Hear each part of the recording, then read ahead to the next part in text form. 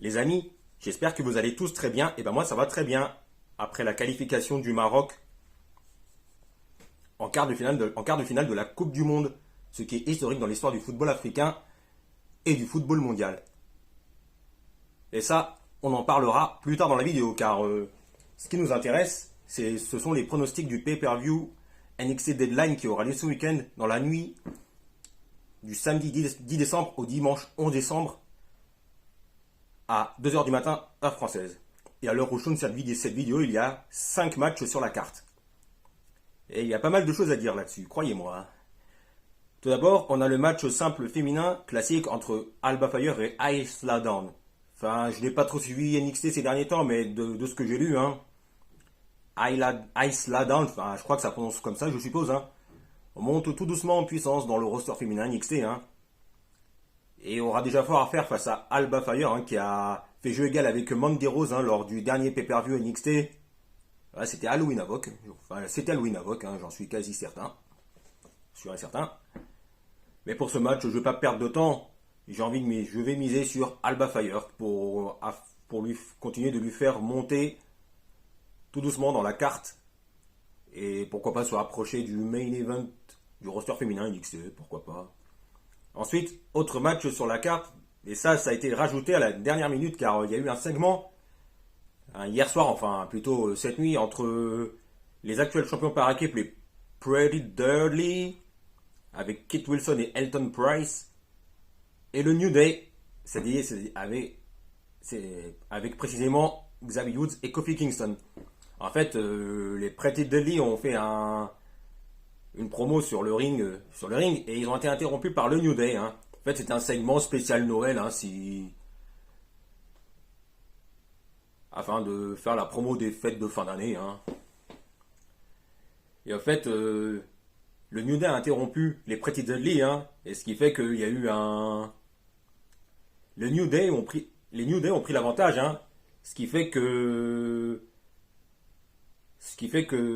on a ce match de dernière minute avec le New Day qui sont finalement challengers pour les titres par équipe de NXT face à Pretty Deadly. Et ce qui est étonnant, c'est que Kofi Kingston n'était jamais apparu à NXT, si ma mémoire, n'était jamais apparu à NXT. Il a toujours été dans le roster principal depuis ses débuts à la WWE.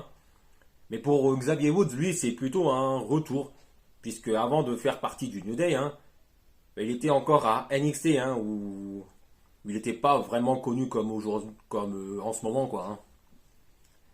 Et si le New Day gagne les titres par équipe de NXT, ça veut dire que les New Day auront remporté les titres par équipe de Raw, de SmackDown et de NXT, ce qui serait historique dans la division par équipe. NXT et au roster principal confondu, bien évidemment. Et là, du coup, j'hésite un petit peu, quoi. Car j'ai envie de voir le New Day devenir champion par équipe de NXT, afin de faire grandir leur palmarès encore une fois. Je me dis aussi que Pretty Deadly, ce serait peut-être un petit peu tôt pour faire perdre les titres par équipe, car rappelons que les Pretty Deadly ont déjà remporté les ceintures par équipe NXT lors de NXT Halloween Havoc, rappelons-le.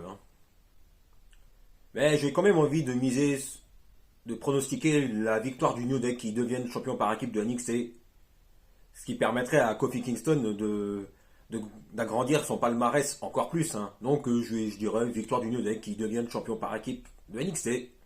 Ensuite, on a les 2 matchs Iron Survivor Challenge. Alors, sans vous mentir, je n'ai pas trop compris ce concept.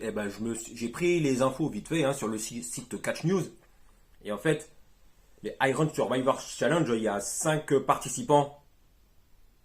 Et c'est un match qui dure 25 minutes. Et tous les 5 minutes, il y a une superstar qui rentre sur le ring. Et la superstar qui prend le tombé, ou qui perd par tombé, soumission, ou qui perd par disqualification, se verra enfermé dans un box durant 90 secondes. Et au bout de 90 secondes, cette superstar pourra revenir. Et la superstar qui pourra prendre le tombé, la superstar qui aura effectuer le plus de tombées sera challenger pour un titre NXT, féminin ou masculin. Bah justement, on va parler du match Iron Survivor Challenge féminin pour savoir qui sera la challengeuse pour le titre féminin de NXT. Et dans ce match, on a Zoe Stark, Cora Jade, Roxanne Perez, Kiana James et Indy Hartwell. Et je vous avoue que c'est vraiment pas mal hein, comme match. Hein.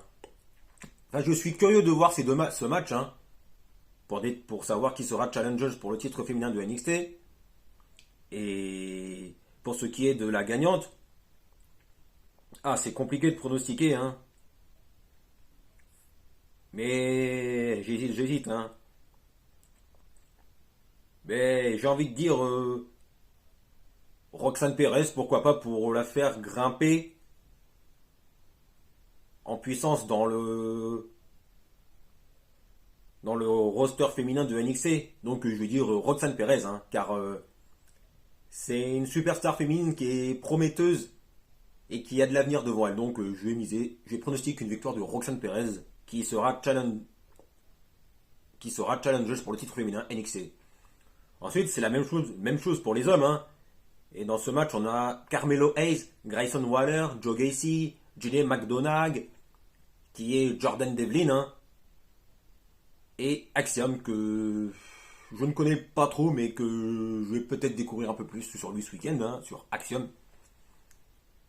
Et Carmelo Hayes, Grayson Waller et Joe Gacy hein, sont bien, et Jay McDonagh hein, sont mis en valeur à NXT hein, ces dernières semaines. Hein. Et là, pour le choix du vainqueur, c'est compliqué. Hein. Et c'est compliqué. Hein. Et je me dis que Carmelo Hayes, lui qui a déjà été champion nord-américain NXT, il mérite il mérite mieux, je trouve quand même, hein, car il fait du très très bon taf hein, à NXT, hein, Carmelo Hayes. Donc je vais pronostiquer une victoire de Carmelo Hayes hein, qui gagne le match et qui sera challenger pour le titre NXT face à Bron Breakker ou Apollo Crews. Et ça, on va y venir tout de suite justement. Hein. Car justement, on y vient au match pour le titre de NXT entre Bron Breakker qui défend son titre NXT face à Apollo Crews hein, qui il y a quelques semaines est revenu dans le roster NXT. Hein.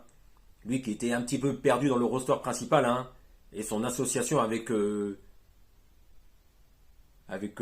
Commandant Aziz, voilà, ça vient de me revenir.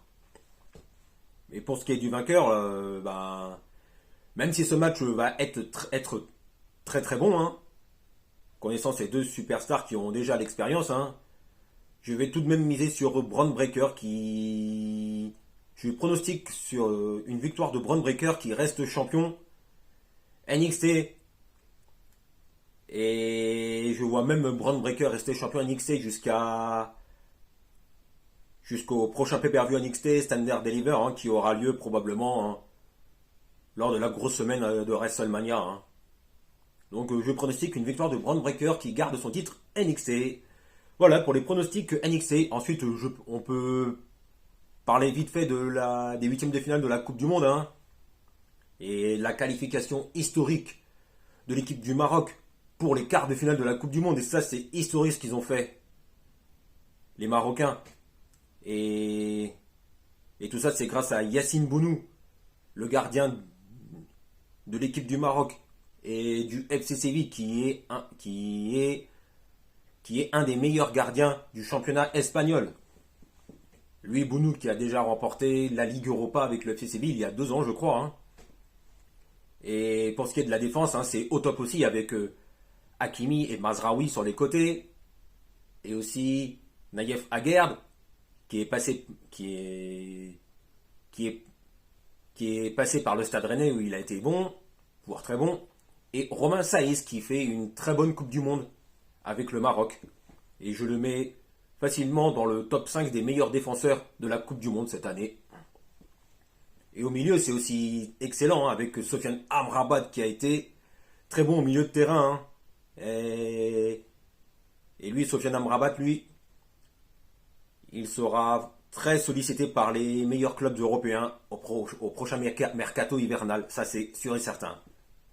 Donc, Sofiane Amrabat, hein, pour moi, il devrait jouer dans un meilleur club européen que la Fiorentina, hein, même si la Fiorentina reste un grand club italien et qui fait de bonnes choses en Ligue Europa ou Ligue Europa Conférence. Ah, enfin, je sais plus, hein. Et devant, en attaque, c'est le top du top aussi, hein, avec Hakim Ziyech qui fait une très belle Coupe du Monde lui aussi, hein. Tout comme Sofiane Bouffal qui nous a fait un match de grande classe. Et Sofiane Bouffal, lui, c'est pareil, il mérite de jouer dans un meilleur club européen, même s'il fait du bon taf à Angers, je le reconnais. Moi qui regarde, Moi qui regarde régulièrement la Ligue 1, et Youssef Nesyri, hein, c'est très bon aussi, hein. Donc la qualification du Maroc, j'ai envie de dire, hein, félicitations à toute l'équipe du Maroc et à Walid Regragui qui en tant que sélectionneur, hein, fait du bon taf, hein, qui a su relancer l'équipe du Maroc, hein, au top du top. Et le Maroc, hein, et du coup moi je vois même le Maroc favori pour remporter la prochaine Coupe d'Afrique des Nations qui aura lieu en Côte d'Ivoire en 2024 si ma mémoire est bonne, hein. Donc je vois clairement le Maroc succéder au Sénégal, hein, afin de remporter la prochaine Coupe d'Afrique des Nations en 2024, dans 2 ans, enfin plutôt dans un an et demi, hein. Enfin dans 2 ans, hein. Et ensuite, je peux vous parler vite fait de la victoire du Portugal qui a été énorme, notamment grâce à un Gonzalo Ramos. Ouais, Gonzalo, enfin Gonzalo Ramos, hein, bref, c'est pas grave, hein. Gonzalo Ramos, hein, qui a marqué un triplé pour son premier match de Coupe du Monde, mais rendez-vous compte, les amis, hein. Et cela a vraiment mis Cristiano Ronaldo, la légende, sur le banc. Et vu l'énorme match de Gonzalo Ramos, hein, ben, il sera clairement titulaire lors du prochain match, lors du quart de finale, face au Maroc. Et la victoire du Portugal, c'est amplement mérité, hein. Ben, il n'y a pas que Gonzalo Ramos qui a été très bon, il y a aussi Pepe, hein, qui a bientôt 40 ans, hein, sort de très bons matchs encore, hein, et il a encore marqué un but en huitième de finale, hein, ce qui n'est pas rien pour Pepe, qui reste un pilier, hein, malgré ses bientôt 40 ans, hein. Ensuite, on peut penser à Raphaël Léo qui a marqué un superbe but, hein, et en veux-tu, en voilà, hein. Bon, ben je crois que c'était tout pour aujourd'hui, hein. Ça m'a fait plaisir de faire ces pronostics du pay-per-view NXT Deadline qui aura lieu ce week-end, et aussi de vous parler des huitièmes de finale de la Coupe du Monde, qui a été excellent. Sur ce, passez une bonne, enfin, passez une bonne soirée à tous, et n'oubliez pas de vous abonner sur la petite cloche pour être informé de la sortie des prochaines vidéos. Et on se retrouve prochainement pour parler foot et catch. Allez, salut à tous!